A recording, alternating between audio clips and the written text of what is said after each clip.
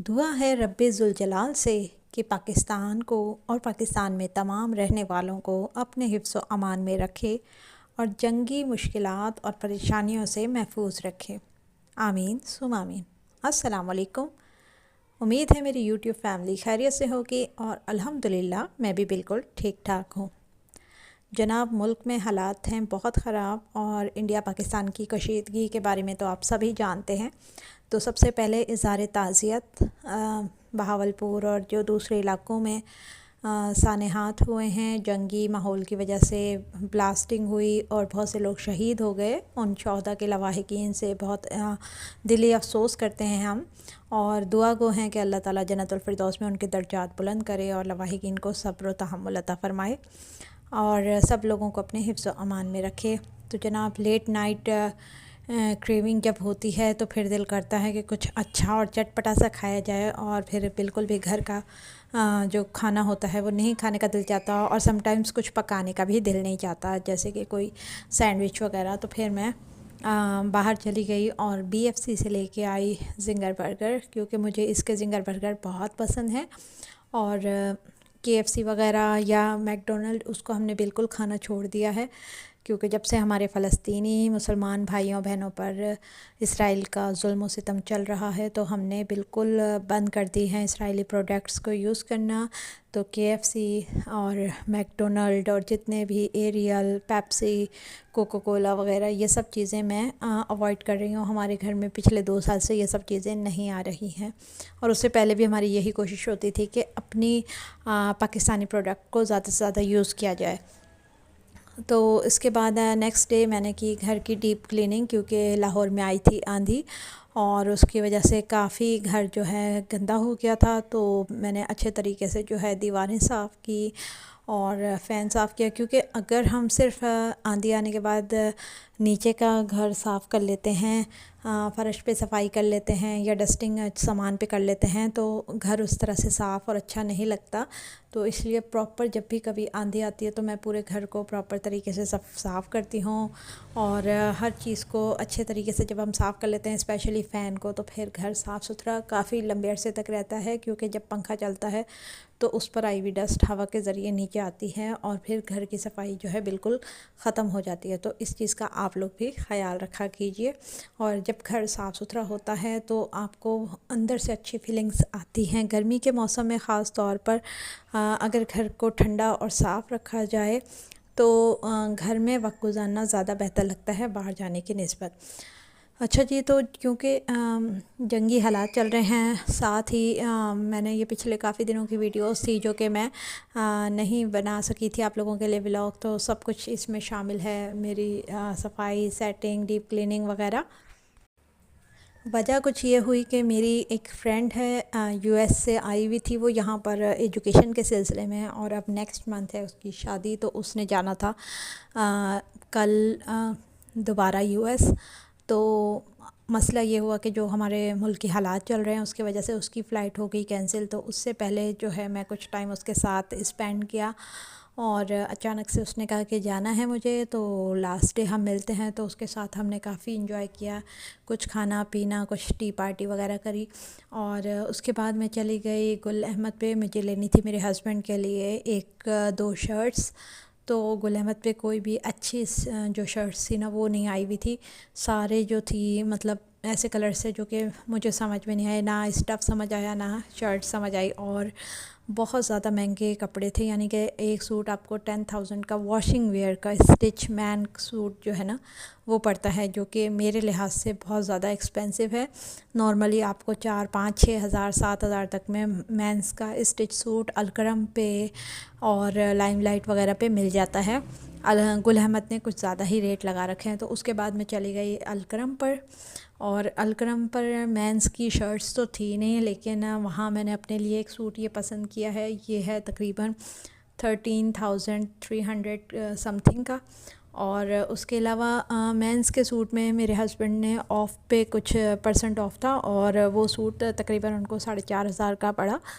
तो उन्होंने एक वॉशिंग वेयर का मेंस सूट लिया स्टिच। यहाँ पर और भी अच्छी वैरायटीज़ आई हुई हैं, अगर आप चाहें तो जाकर देख सकते हैं। और मुझे वहाँ पर मौजूद एक सेल्स गर्ल ने बताया कि यहाँ पर जो है पिछले 4-5 माह से सेल लगी हुई है और काफ़ी अच्छे ड्रेसेस हैं, तो अगर आप लोगों ने जाना हो तो शायद अभी भी अवेलेबल हों, तो आप अलकरम की आउटलेट पे जा सकते हैं। उसके बाद मैं चली गई लाइमलाइट, क्योंकि मुझे एक ट्राउज़र भी लेना था अपने लिए, तो मैं बस ट्राउज़र पसंद ही कर रही थी, लेकिन मुझे यहाँ पर जो ट्राउज़र की क्वालिटी है ना वो पसंद नहीं आई थी। मुझे अलकरम पर ही एक ऑफ वाइट कलर का ट्राउज़र पसंद आया जो कि कॉटन में था, और कॉटन में बहुत ही अच्छा स्टफ़ था, अच्छी स्टिचिंग थी, वो आप इजीली पहन सकते हैं, और उसका जो कॉटन का फैब्रिक था वो स्ट्रेचेबल था, तो इजीली आपके लिए मूव करना, उठना बैठना होता है, तो मुझे ऐसी चीज़ें बहुत अट्रैक्ट करती हैं। सो मैंने वो ट्राउज़र बाय कर लिया। यहाँ मैं लाइमलाइट पे भी चली गई थी कुछ कपड़े वगैरह देखने, तो एक ये सूट अच्छा लगा था, लेकिन ये जो था ना बिल्कुल इस पे पेंटिंग हुई हुई थी, थोड़ी सी फैंसी लुक आ रही थी, लेकिन ये वाला जो सूट है ये अच्छा लग रहा था, और ये भी शायद 13,000 समथिंग में ही था, लेकिन ये अगर आपको किसी शादी ब्याह में जाना हो तो आप ले सकते हैं। और जो अलकरम का ये वाला ट्राउज़र मैंने बाय किया है ये है 2390 रुपीज़ का, यानी 2390 रुपये का है, और स्ट्रेचेबल कॉटन है, बहुत अच्छी है, और मुझे बहुत पसंद आया। तो अगर आप लोगों ने भी इस तरह की कोई चीज़ लेनी हो तो आप जा सकते हैं अलकरम पर। तो बस ये एक तो सूट और ट्राउज़र वगैरह लेने के बाद जो है मैंने अपने घर पे वापसी की, और कुछ घर के मज़ीद काम करने थे, कुछ चेंज वगैरह करनी थी बेडशीट, क्योंकि आपको पता ही है कि गर्मियों के मौसम में जितना लाइट कलर का आप फैब्रिक यूज़ करते हैं पहनने के लिए हो, चाहे आपके रूम में हो कर्टन्स के तौर पर या बेडशीट के तौर पर, उतना ही आपको ठंडक का एहसास होता है। और मेरी हमेशा से यही कोशिश रहती है कि लाइट कलर्स में ही घर की चीज़ें रखूं, उससे घर रोशन रोशन खुला खुला लगता है। सो यहाँ मैंने अपनी ऑफ वाइट और क्रीम कलर की मिक्स एक बेडशीट है, इस पर लाइट सा प्रिंट है बिल्कुल, ये मैंने बेड पर लगा दी ताकि एक कमरे में फ्रेशनेस का एहसास हो, और उसके अलावा कमरे में रूम स्प्रे भी करते रहते हैं। अच्छा, घर में खुशबू और सफाई रखने के लिए एक काम ये भी आप कर सकते हैं कि अगर आपके पास घर में मोतिया के फूल या गुलाब के फूल वगैरह हों तो आप उन्हें एक प्याली में थोड़े से पानी के साथ डिप करके रख दें, तो पूरा दिन आप महसूस करेंगे कि आपके जो रूम है उसमें खुशबू भी है, और प्योरीफाई होकर एयर जो है आपके रूम को बहुत अच्छा एहसास देती है। तो ये आप ज़रूर ट्राई कीजिएगा। और अगर आप चाहें तो लेमन और अर्की गुलाब को भी स्प्रे बॉटल में डाल के रख लें, और हल्का फुल्का उसको कर्टन्स पर और जो है आपके वाज वगैरह पर छिड़केंगे, तो उससे भी आपके पूरे दिन जो है घर महकता हुआ चमकदार खुशबूदार रहेगा।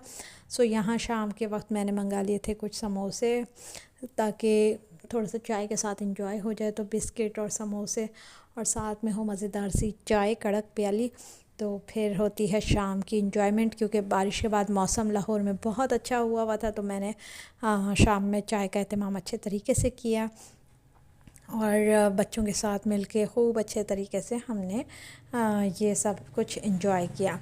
अच्छा, शॉपिंग करने का मकसद सिर्फ ये नहीं होता कि हम बहुत सारी चीज़ें ख़रीद लें, शॉपिंग करने का मकसद ये भी होता है कि हमें आइडिया रहे कि मार्केट में क्या कुछ चल रहा है, किस प्राइस में चल रहा है। मैं हमेशा जो है ना बहुत ज़्यादा चीज़ें ख़रीदती नहीं हूँ, लेकिन मैं तकरीबन वीकली टूर ज़रूर लगाती हूँ मॉल्स वगैरह का। उससे ये रहता है कि क्या चीज़ कम हो रही है, क्या चीज़ ज़्यादा हो रही है। समटाइम्स ऐसे होता है कि सेल के नाम पर चीज़ों को इजाफी महंगा करके भी बेचा जा रहा होता है, और ये मैं बहुत से ब्रांड्स पे कई मरतबा देख चुकी हूँ, नोटिस कर चुकी हूँ। तो इस चीज़ का भी आप लोगों ने ख्याल रखना है कि जब भी आप शॉपिंग करने चाहें तो ये नहीं है कि आपने 2 महीने बाद गए हैं और जो चीज़ मिल रही है आप ले आए, नहीं, आप हर महीने 15 दिन में एक टूर ज़रूर मार्केट का विंडो शॉपिंग के तौर पे करते रहा कीजिए। घर में अपने बच्चों को खुद मैं कुरान पाक की तालीम देती हूँ।